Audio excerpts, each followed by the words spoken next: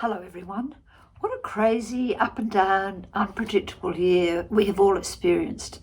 And I, for one, am particularly pleased that 2021 is coming to an end and that the Christmas and New Year period are just around the corner. I think it's fair to say that everyone at Lifeline has probably had or experienced a very challenging year. Yet throughout all of this, Lifeline has still managed to shine. At Lifeline Harbour to Hawkesbury, it didn't matter what curveball COVID threw at us. We successfully kept all of our services operating, which was a very pleasing outcome. We did this collectively, with each and every member of our Lifeline Centre pulling together, being adaptable, resourceful and creative.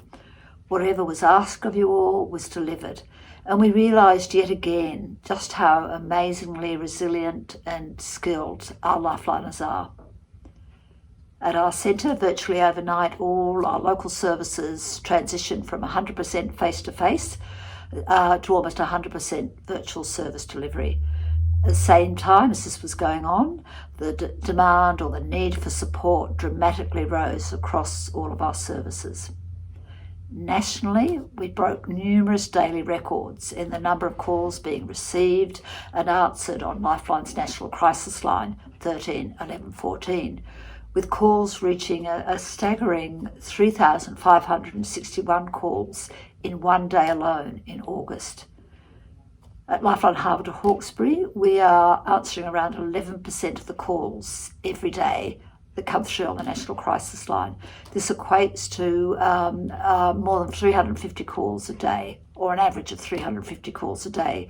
So while all of our workforce at Lifeline, all of our services, all of our funding sources are equally important, I would like this year to give special mention to our TCSs, our crisis supporters, who've worked tirelessly throughout the year, 24 hours a day, 365 days a year, being there for those in need and making sure that shifts are covered and that as many calls to 13 11 14 are answered every day. At our centre, we have volunteers and a paid crisis support workforce who are all to be congratulated for their superhuman effort this year. On another note, while COVID did manage to shut down virtually all of our funding pathways, our shops, our book fairs, our events, Lifeliners refused to be defeated, and our workforce responded with new initiatives like pop-up bookshops, online bookshops, and a local online appeal. On top of all of this, for me, some of the most important outcomes or achievements for Lifeline this year were firstly that more people than ever before have been reaching out to Lifeline and other services for support rather than suffering in silence. And secondly, that our workforce, our Lifeline workforce, have been filling more shifts and answering more calls than ever before. And thirdly, and most importantly, that it appears that the rate of suicide in Australia has not increased during this pandemic crisis, and that is a truly great outcome. We all know the core reason for Lifeline's being to reduce the rate of suicide in Australia, and that is exactly what collectively on all fronts our Lifeline Centre helped to achieve throughout 2021.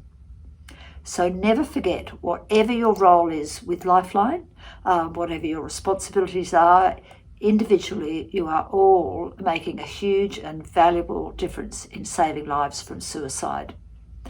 So on that note, I'd like to wish you all a very, very happy Christmas and holiday period.